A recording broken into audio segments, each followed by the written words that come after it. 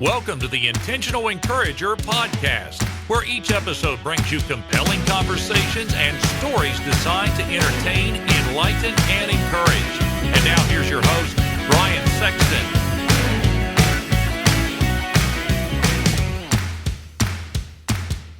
Welcome to the Intentional Encourager podcast. I'm your host, Brian Sexton. Thank you so much for joining us today.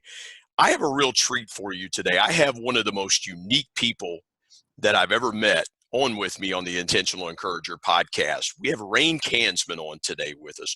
Rein is the president of Get Life in Balance, and you can go to getlifeinbalance.com and find a lot of Rein's resources. Rein is a trainer, he's a speaker, and he has written two books. The first book is entitled We Are All Leaders, and his second book is Love, a New Corporate Paradigm. And I want to welcome into the Intentional Encourager podcast, Rein Kansman. Rein, how are you today? I'm doing great, Brian. How are you, sir? Doing very well. Rein, my first thought when we were going to get this podcast together and set up, and we're recording this in the middle of a COVID-19 pandemic, is that you have taught for years to corporations and sales teams and leadership teams about work-life balance, about getting your life and your work in balance. Now, millions and millions of people are working from home, many of them for the first time in their lives. And they put in outside the home before COVID-19, they would put in 40 to 60 to 70 hours a week outside the home. And getting that life-work balance outside the home was very important. Now that that work is shifted inside, how are some of those same principles aligned with work-life balance from inside the home as opposed to outside the home? So you need even more discipline. A lot of people use the fact that when they leave the house or and go to their location, that's when work starts, and they stay there till they get it done. Even in those situations, we need to be in more control. I think too many people allow circumstances to control when they do what. And we need to take charge of that. Not easy, because what it means is that we are taking responsibility for all those actions and choices. Mm-hmm. And some people find it much easier to say, oh, I have to go home because I have to be with my family. And if that's how you feel about your family, there's an issue right there. I don't think it is, but it's easier for them to tell somebody I have to go, rather than saying, hey, I'm choosing to go home and be with my family over staying here and working longer hours. Yeah. You know? Well, and again, Rein, the situation has forced people inside. It's forced people to do different things. It's forced people to get into different routines and habits. When we think about balancing our work life and our home life and other things, and I remember years ago when I saw you do this, we talked about a triangle and how we have work and we have family and we have other things, hobbies and interests that we have. When something gets out of balance at home, when we're talking about working from home, how do we get that in balance when home is where we are now for in some cases, extended periods of time? Like most people are not even leaving their home. They're working from home. They're eating from home. They're trying to exercise from home. So how do we keep that good balance inside the home? Yeah, great question. So the issue here, though, is more kind of territorial, and it means that we have to be more firm in our, I guess, commitment to each one of those components. And the components, when I talk about balance, what I learned and what I talk about are that we need to have a balance between our career, what we do, how much we invest in ourselves professionally, our family, which includes not only our extended family, but close friends, and our self. And our self is the piece of that you were talking about, whether it's hobbies, whether it's exercising, right? Whether it's reducing stress, whether it's spirituality, religion. Yeah. All those pieces are tied into that. And it's not clear lines. It's, it's a little blurred. But the idea is we need to have a balance in those components. That balance is not necessarily equal. Mm-hmm. But what it should be is, hey, if I'm choosing to work, and I remember when I was at my most balanced in the middle of my career, I think I was averaging about 44% of my time was going towards my career still, which is a pretty good chunk. Yep. 28 to my family and 28 to myself. But this is when my kids were teenagers, right? Mm-hmm. They didn't need me quite as much, and my wife didn't need me to help her with them quite as much. But just as an example, now, something changes like this situation you're talking about, right? It doesn't mean that those components have to change, but I would probably choose to up my 28% with family because I know they're concerned about this too. I know they're worried about this too. And so I need to do that. And that 44% might come down a few percentage points. But what I need to do is I need to be disciplined, and whether people get dressed and go into a space. Mm-hmm. And that was the ritual that helped them, was to get dressed like they're going to work. Right. And then go in, and they set boundaries for the family. Here's the boundaries. Here's how I work through that. And we have to stay diligent because we're in there, and all of a sudden we hear laughter out there and people are having fun, and we're going, wow, it'd be a lot more fun than what I'm working on. Yeah. So if you choose to join that, you better choose later to get back to that and put that effort, because frankly, the company is counting on you to put on in so much effort. Well, and again, Rein, I want to go here for a minute with the conversation, because now in working from home, you can work and be present with your family. You can work and be present. And a lot of the hobbies, the exercising that you talked about, we have a exercise bike in our living room. So I very easily could go over, hop on the exercise bike for 20 or 30 minutes. My wife's 15 or 20 feet away from me. Mm-hmm. I'm still present. If they're watching TV, if her and my son are watching TV, I could watch TV with them, but continue to get exercise or do work and things like that. How important is it to stay engaged when you're trying to work from home, to stay engaged with what's going on inside the home? So great. Again, it's if you love your family, which most of us do. In fact, I rarely, and when I ask people to choose their top 3 values, and I've done that exercise hundreds of times, family almost always shows up as one of their top 3. Or right? You tolerate your family, Right. Yeah. So if that's true, then we need to be present in whichever one of the components we're at. And that's how we get work. I may not be putting as much time in my career at this point, but what I am doing is I need to be 100% engaged. For a lot of my life, I traveled for work. Mm-hmm. And so I literally was out of the house. And there's several stories I go, oh yeah, well, we would have done that, but Dad, you weren't here. Right. Yeah. But what I did during that time, Brian, which is very much what I want to talk about for here, is when I was home, I tried to be 100% present to the family and invested in that component. That helped me when I traveled, that I didn't have the guilt that I wasn't there during those times. Yeah. And Rein, that's so important because, again, I'm used to traveling, you're used to traveling. And so, making sure that we're connecting, in those ways with our family, that they get what they need. I want to transition to your life and your career. You grew up in Michigan. Yes, sir. Tell us about how your early adult and working life, that some of the decisions that you made to get your career jump started, to get you to the point that you are here today with your own company, Get Life in Balance.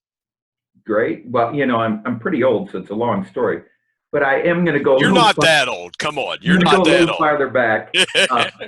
So as a child, I was raised by two loving parents.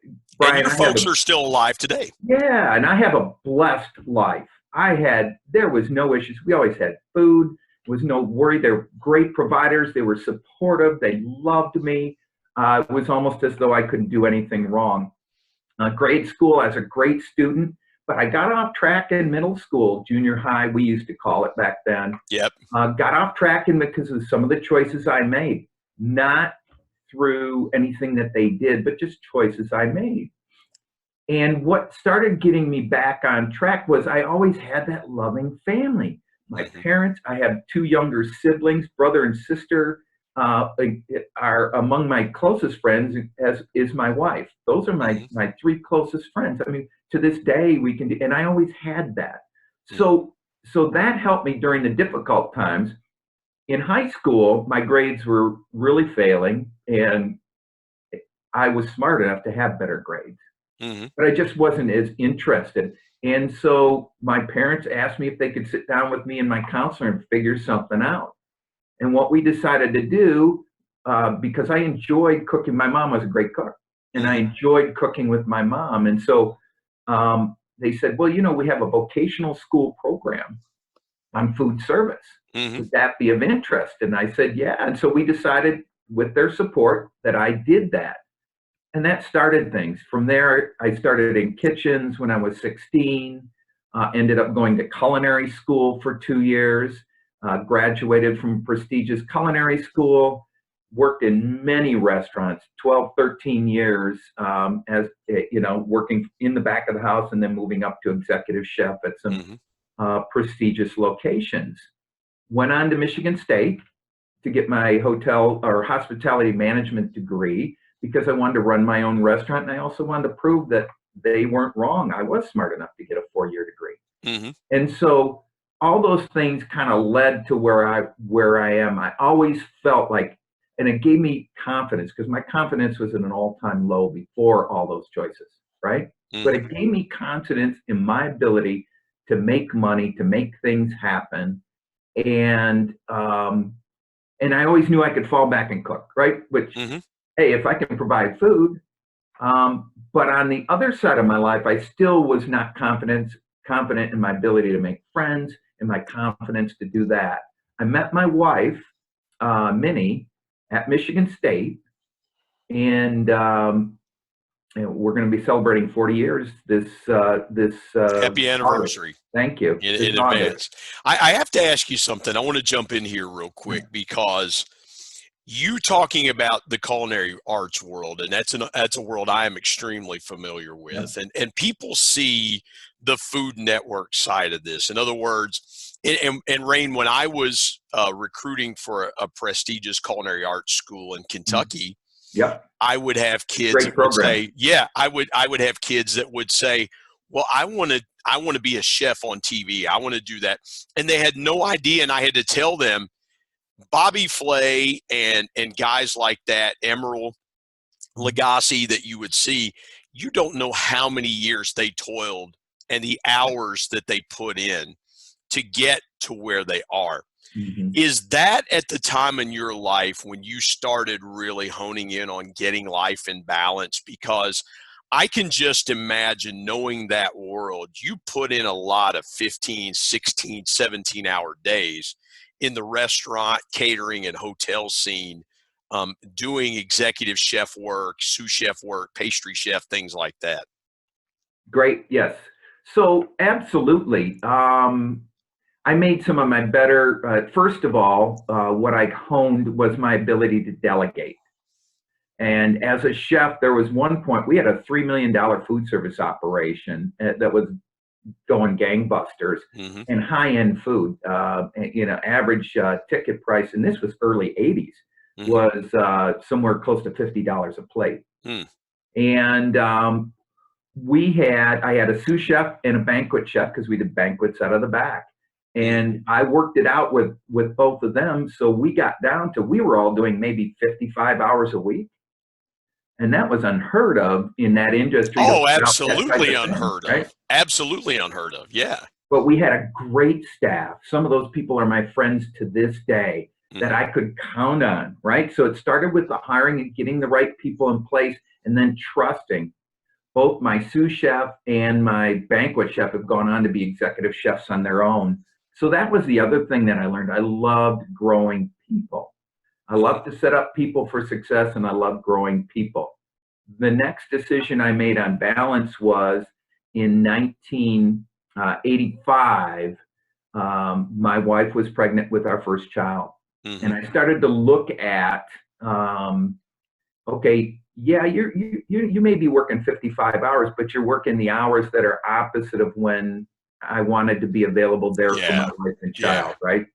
And so that was the next decision. And I actually hired on at Cisco as the company chef, which they only had 3 in the whole corporation at the time. So it was kind of a unique position.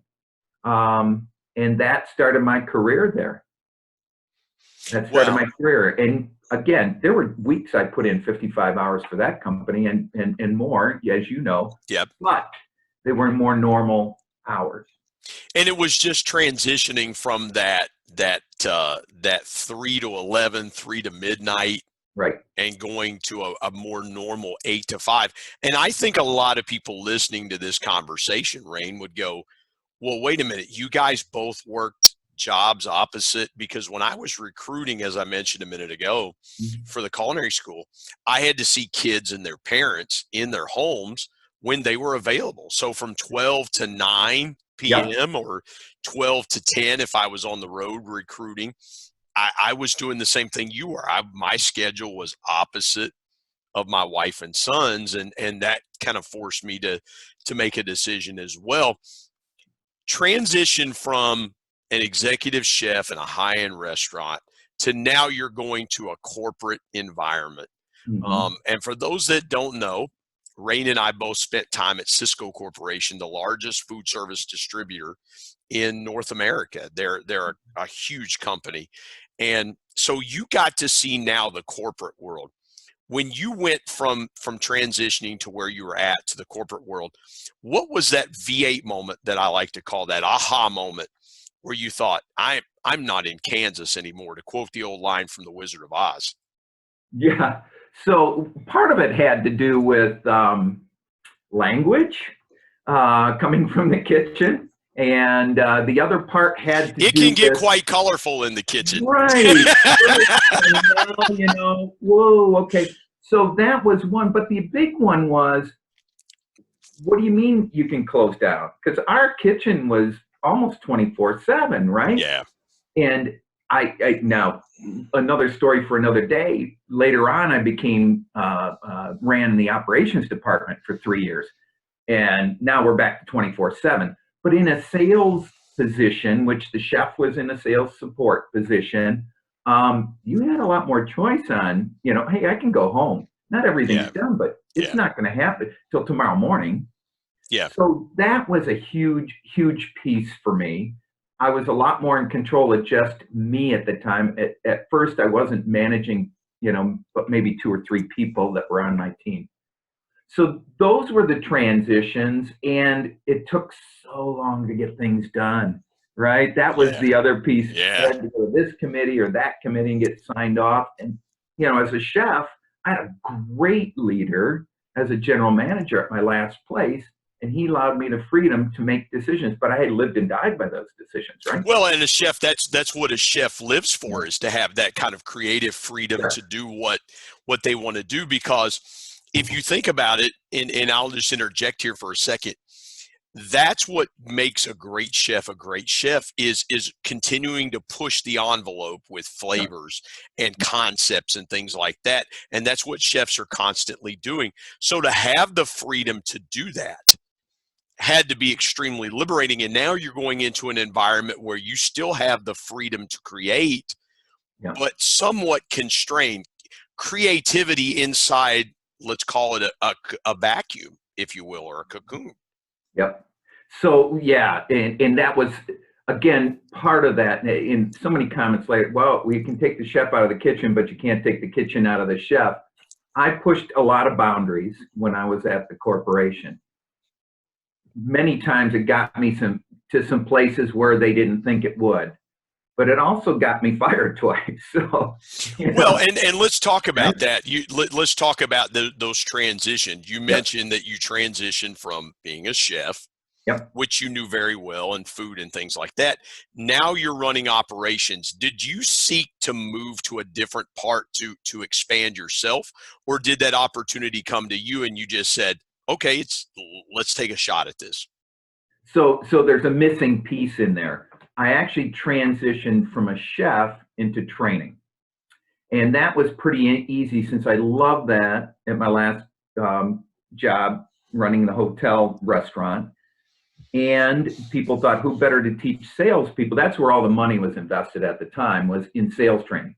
Who better to teach sales than the people they're going to contact with, right? Mm-hmm. So that's how I started to take over the training in the location I was at.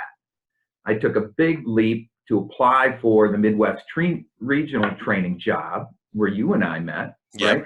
When I was doing that. And I actually ran that for 10 years, 13 companies, secondary training for those 13 companies. And it grew from just sales training to management, to leadership, to all those pieces. In 1999, I was on the tail end of that. I had grown a pretty nice program for the corporation. And I was looking, honestly, to become a company president. And I knew that, and I wanted, again, all these things that I talked about and worked on in theory, I knew they worked back in my old world, but in this corporation, I wanted to prove that. And in one of the tougher environments to do that, because operations is pretty brick and mortar, right? Right. And you've got a lot of competition in that world to get to a presidency, because there's a finite amount of those positions open. Right. Guys that keep them and do well in them don't leave. Yep. There's movement there. You have to move your family from one, what they call an opco, from one opco to another opco, and then you get the opportunity to be a president. So how did you rationalize when you said, this is what I want to do? How did you internalize and say, okay, I know this is going to sacrifice my family? What was those internal wrestlings like for you? So great question. So in 99, I went from a job where I was totally in balance to actually an operation that was in a lot of trouble. And there was a VP of operations there that had been through my programs, and he and I were very close. Mm-hmm. And I could see if I teamed up with this gentleman who was very sharp and moving forward, that we could build his crew, get this program back together and get them online with benchmarks and the company back in line for doing it. It wasn't that hard. I knew a lot of these gentlemen that were out there in the warehouse after being with the company for that long. But they'd had several people come in for that position and leave because they couldn't handle it. Mm-hmm. So I jumped in with both feet saying, okay, here's the immediate thing. We need to get the warehouse focused. So they hired me as director of warehouse. We need to get that turned around, and then we can work on transportation and get that. And I became director of operations over the time, still working for the VP. My main focus, Brian, was doing something I'd done forever, and that's growing people. Mm-hmm. I'd go into the staff meetings and they'd say, what's your report, Rein? And I'd say, well, I got about 12 or 13 more people that trust me. Yep. And they'd say, no, what is your fill rate? That's not a measurable. That is not a measurable, Rein. And in the world we came from, that corporation loved to track measurables. But I want to park there just a second. I'm glad you brought that up.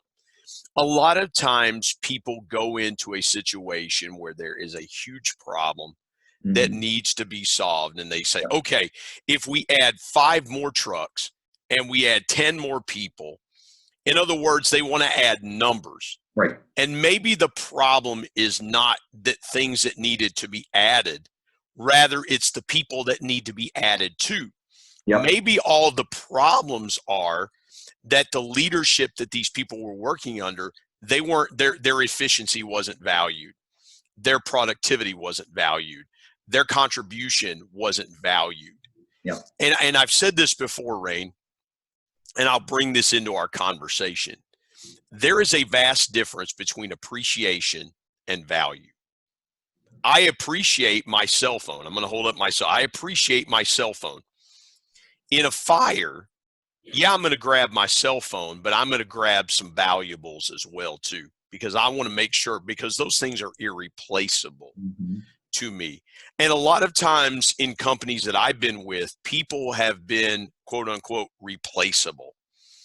When you took over and got into operations, how did you start to fix the mindset of those people that said, well, this position's been a revolving door and here comes Rein?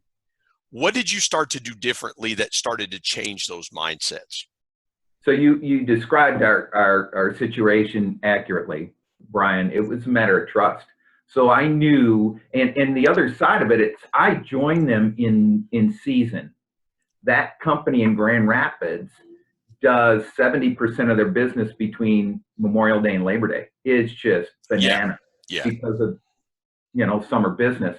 And so I'm not going to fix anything at that time. But what I did do, I was there a lot. I was working 100 hours weeks at that time, building trust, going in there, talking to people that hadn't been talked to. Now, my vice president of operations was very much that type of person too. He had just moved into that role.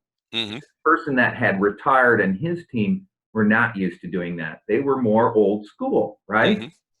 And so we were building trust in the new team, the new management, the new leadership team. And so I spent a lot of, sometimes it was just helping them get through tight spots with their picking.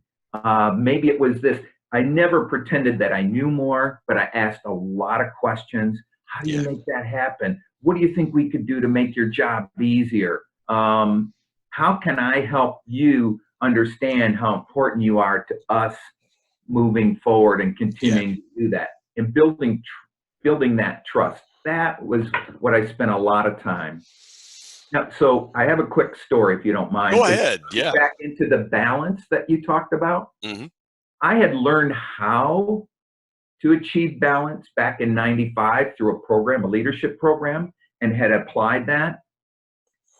But the lesson on the commitment it takes to balance really came that year. It was November 20th, 1999. It was a Saturday. And I told you I was working a lot during that peak, and then peak drops off on Labor Day. And now as a leader, my job's really got to get focused, right? Because now I got to figure out how to get this problem so we don't run into a shortage of people, build the right team, all those kind of things, so that next summer we're not in the same place. So I had projects on top of projects on top of projects, because all I was doing was asking questions. And so in November, I'm in the middle of this with all these projects. I had my Saturday in my Franklin planner nailed down to the T. Before that, I kind of leave that open because that was, I'd get a couple things done, but that was family day, right? And I'm looking at that Saturday and I've got it nicely done. I was admiring my magnificent scheduling, right? I had just got dinner in the oven. My wife was going to finish it. I had an hour of time. It was a beautiful November day, and the sun was out, and I had an hour's worth of gas in my chainsaw.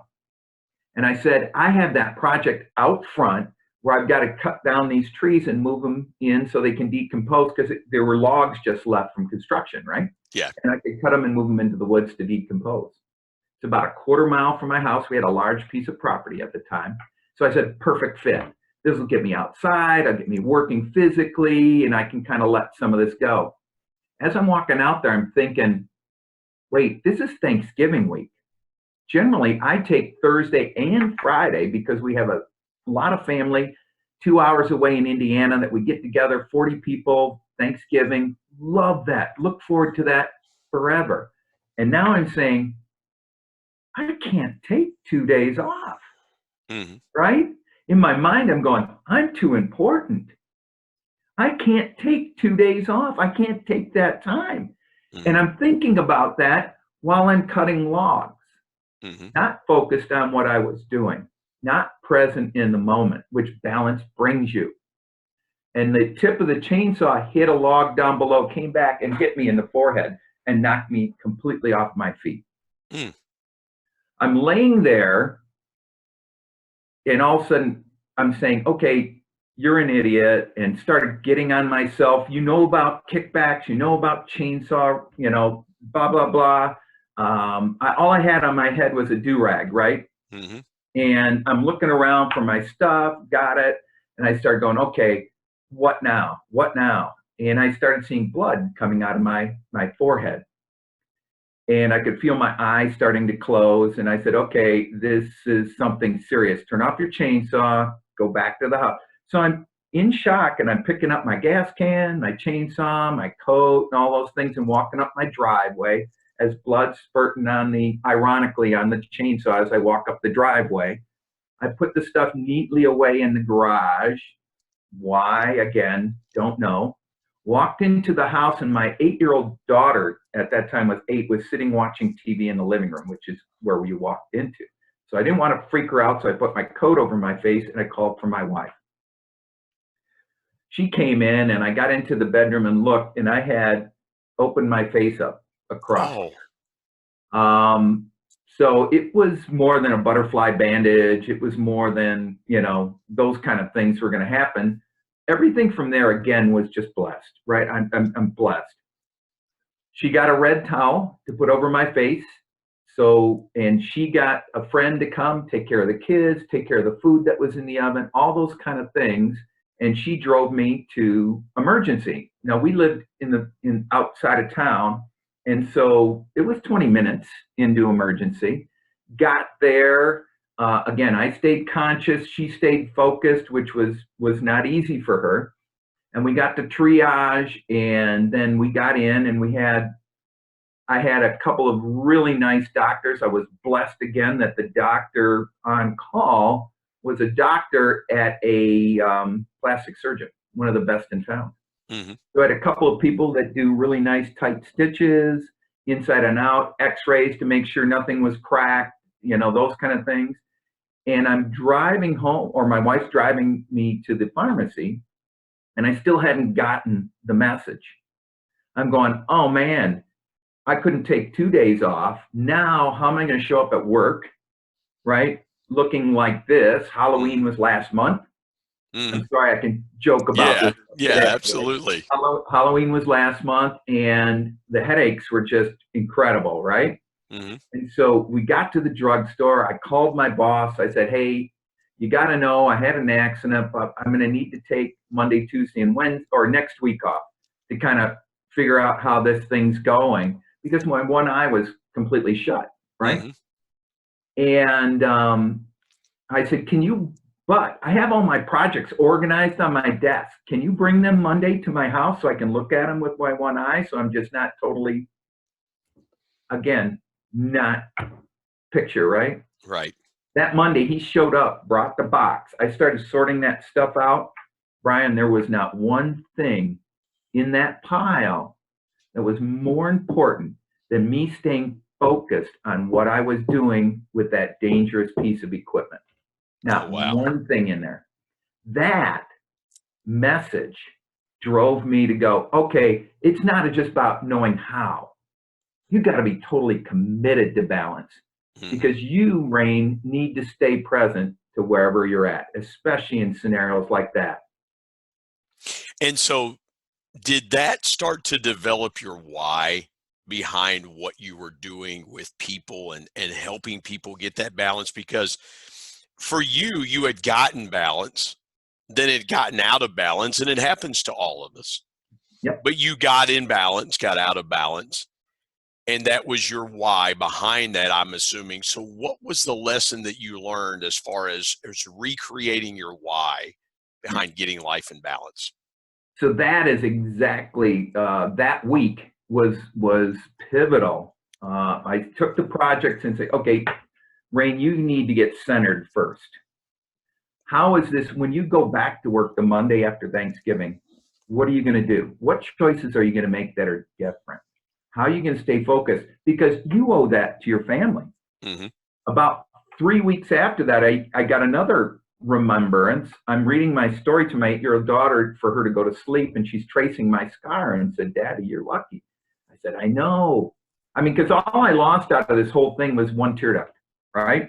Wow. Okay. 120 stitches inside and out. I mean, it was one tear duct. And I said, yeah, I know. I could have lost an eye. She goes, Dad, you could have cut your whole head off. And I mean, I just broke down in tears looking at that 8-year-old daughter that this next month I'm going to watch graduate with her doctorate, right? I wouldn't have been there for that. Yeah. So she's absolutely right. And that, again, reinforced, you need to figure out how to make different. And so I learned how to say and use that concept of choice. It's my choice. I need to take responsibility. No, I'm going to leave that project for tomorrow. Yes, I am choosing to go home and spend that time with my family. It is done. It is time to make that go. And if that choice got me fired, so then I need to understand that's a consequence that could happen, right? I want to ask you about, you mentioned earlier, you've been fired a couple of times, and maybe someone is listening to this. I've been in that boat myself. Someone's listening to this, Rein, and they're going through this because of the pandemic that we're currently in. They've lost their job. We know, you and I were talking just the other day about many former associates, colleagues that we worked with that have been furloughed and things like that.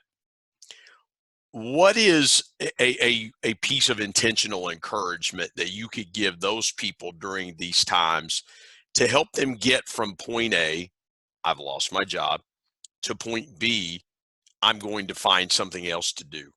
Because you've been there. Yep. And there's and I can't remember the exact name of it, but there's these phases you go through.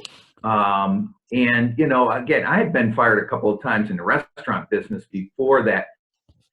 And to be honest, it was just like you're talking about, job elimination on these last two, right? Mm-hmm. The 2008, the economy went down. Hey, don't need that job anymore. 2016 had some slowdown. Don't need that job anymore. Whatever. But yeah, you go through that piece. First, I was in total shock, right? Mm-hmm. Whoa, this isn't happening. It'll go away. Tomorrow they'll change their mind, something else, right? Or how did I become expendable, right? Right. Right. Yep. Why did you choose me? Why did you choose me? Exactly. You're mad because you think you've been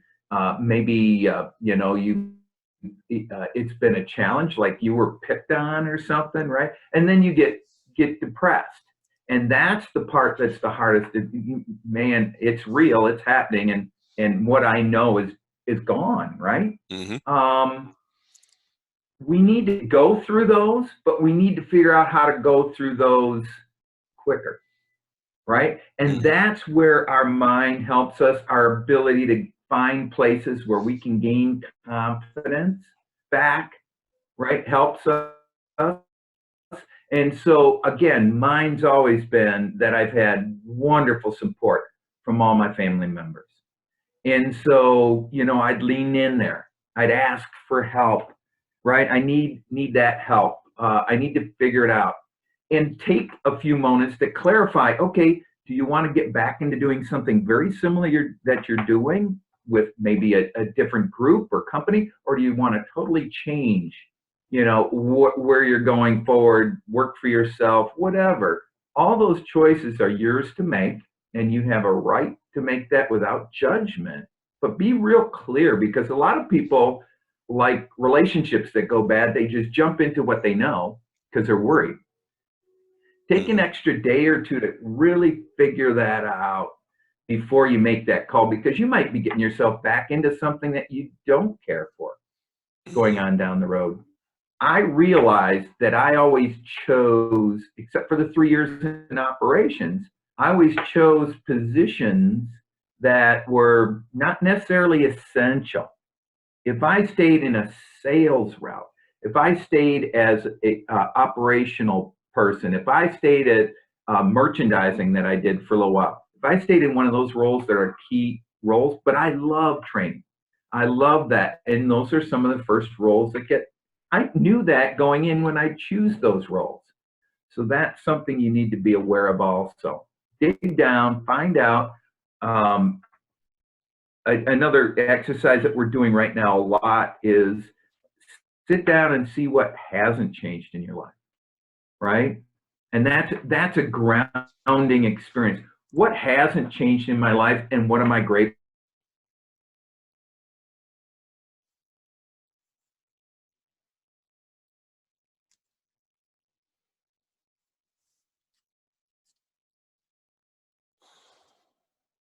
Out, make money in the past. You can do that now.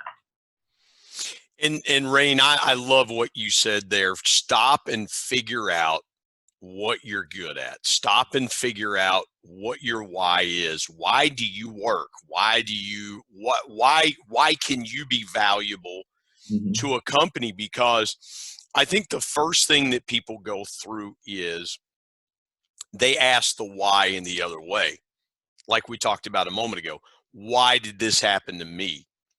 You know, why does bad things happen to good people? No one can answer that question, because the Bible tells us it rains on the just and the unjust alike. You know, when it rains outside, you know, criminals are getting wet just like good, moral, honest people are getting wet. And that's the first thing you have to kind of I think you have to kind of put that aside and say, don't ask why me, but now ask, why can't I do something different with my life? Or why can't I be valuable to someone else? If that company can't see my value, then why can't I be valuable to someone else? You know, it's like people that have marriages that don't work for some reason, and they divorce and they move on with their lives, and they, you know, that why can't I be happy? And then they find someone and they have a long, happy marriage with someone else. Yep. And so, yeah, I think you're 100%. I think you're so spot on that this situation is going to force people to go, why can't I be valuable? And what else can I do? You know, because I think, you know, and Rein, I remember when I transitioned away from food, I thought, maybe this is all I can do. Maybe this is what this, maybe all selling groceries is all I'm capable of doing. And I found out that that wasn't the case. I had skills that could transfer. Now I'm in my fourth different industry. So I would ask you this question, and again, I want to take a couple more minutes.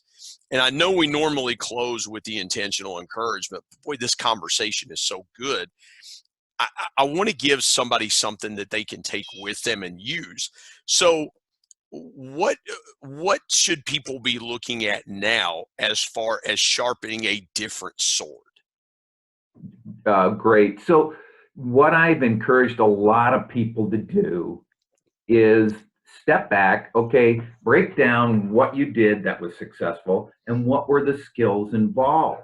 Those skills can transfer out to a lot of different roles, especially if you're talking about your people skills, relationship skills, your ability to lead, your ability to communicate. All those things can transition to a lot of different roles. Just don't get stuck in, just like you talked about, all I can do is sell groceries. You were very good at selling groceries, Brian, but it's not all you could do. And that's a big part of balance. Career. We get hung up on that career thing. And what I tell people is, that's just what you do for a living. It may be valuable and very important, but it's just what you do. If you turn around, as I have, and check with your kids, ask them what's important that you do for them, right? It's just as valuable. And that's what, so when we get to that point number one, figure out what we can do differently. And number two, try to balance our life by understanding what's really the most important things to us and continuing to choose those. I And think that's so important, Rain, because again, you have to understand where your skills lie and what you can bring and the value you can bring to somebody else. absolutely, absolutely. And by doing that, Brian, you're helping others, and that's a big piece of what you're doing today with the intentional encourager. You're helping other people find ways through your stories, through your conversation. That is hugely valuable, and especially today, because there's a lot of people that there's so much out there we can't control. Right. And Exactly. and what we can control is what we need to really focus on. What can I do right now that I can control so I have a little bit of sense of, hey, I'm controlling my life.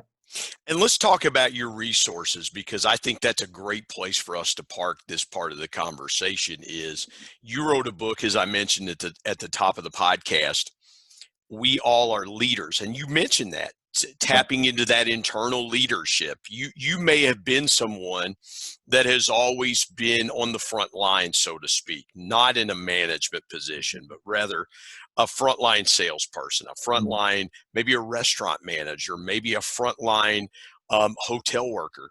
You know, you've just been on the front lines and never thought of yourself as a leader. So I want you to leave the folks with one leadership skill that they can work on that will help them right now to figure out something in themselves that is a leader quality.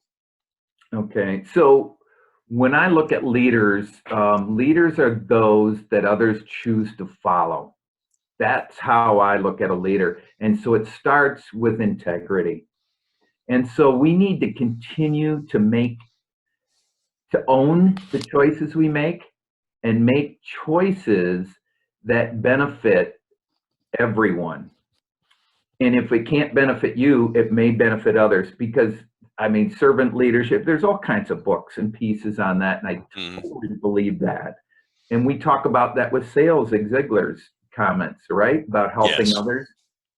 And so the integrity comes in is if everything we do has, we have a certain intention before we go to do something, and then we make choices based on our past experience. Here's how I made that happen. The intentional encourager. Doing this, when you first did it, you didn't know exactly all the pieces and parts, but I knew from past some of the things I could kind of correlate that. So I make choices. And then you have an impact. Yeah. Even if we decide not to do something, there's an impact. Have you ever looked back from your impact to your intent and went, wow, that was not what I intended to happen? Exactly. Yes. Many We're human times. beings, right? Mhm. We're human beings. The next step's the important. Yeah, absolutely, we're going to do that. I did that 10 times this last weekend with my wife. Sorry, honey, I did not intend to do that. Right. But when you go back, the next step is 90% of our thoughts go, oh, I got to figure out a reason for that, blame that on somebody else, not take responsibility for that poor decision. That's where integrity grows. You know what, Brian? I apologize. That was not my intention. Here's what I'm going to do next time that same intention comes up. I'm going to make these different choices. Yeah. Yeah, that's so good. And Rain, in the midst of, and then this is the last question that I'll park on here with you in this episode. You've been so great with your time. Thank you for sharing that with the folks. Your book, Love the New Corporate Paradigm. I think now more than ever, and I'm going to encourage my audience, go pick up that resource, because business is going to change pre-pandemic to post-pandemic. I think business is going to change. I feel as though creativity in how creatively we work with customers going forward is going to be the new paradigm. You wrote that book, and it's a great story. And it's really, I believe it's as relevant now as when you wrote it, because you're going to have to love your customers through hard situations, just like we do family and things like that. How do we love our customers? How do we love our employees? How do we love our people through these tough situations? Yep. And thank you, Brian. That book was a storybook that was designed to draw people in to realize how important people are in success.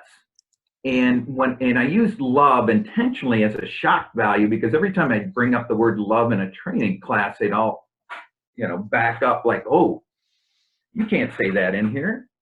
What I mean is very much like loving your brother as you'd love somebody else, loving your neighbor as you'd love. Look, it's treating people with respect. It's treating people fairly. If that's delivering a hard message sometimes, that's fair, right? Right. But it's about that. And the three components in there, one is balance, which we've already talked about. If I'm present, like you talked about, thank you for your time. Brian, I'm enjoying this. The time is a gift, and you're giving me a gift back. That's love. Adapting my style to make you feel more comfortable. It was pretty easy for us to get along because our styles are similar. Right. But when I run into somebody else, how can I make them comfortable in talking to me in that way? So those are pieces, and then the intent impact that I just talked about, those are the three components when I talk about love. Have the integrity, do unto others, right, as you wish to be done unto you, and then make people feel comfortable. Yeah. Those are keys. So good. What a perfect place to end this conversation. Go to getlifeinbalance.com. Getlifeinbalance.com. You can connect with Rein there. You can also connect with him on LinkedIn. All of his resources are at the Get Life in Balance website. If you want Rein to coach you, Rein has coaching opportunities, one-on-one coaching opportunities available right now, so that when you get to the end of this pandemic, you can better coach your people in a more effective way that's going to help them shoot that effectiveness, shoot that productivity just right up, and up. So again, I encourage you to get those resources, connect with Rein. His address is rein@getlifeinbalance.com, and that's how you can reach him via email, and just connect with him and see what Rein has to offer your company, your sales team, things like that. Rein is a master trainer. I am witness to that. I still have, Rein, I found resources just recently that you gave me 15 years ago that I still have. So thank you, Rein. I can't thank you enough for your time today. Thank you for being on the Intentional Encourager podcast. Thank you, Brian, for having me. Appreciate it. My thanks as always to producer Bryce Sexton and technical advisor Matt Means. And the ultimate thanks goes to the Lord Jesus Christ, who provides intentional encouragement every day through his word. And until next time, remember, everyone, everywhere, at any time, and any place, can be an intentional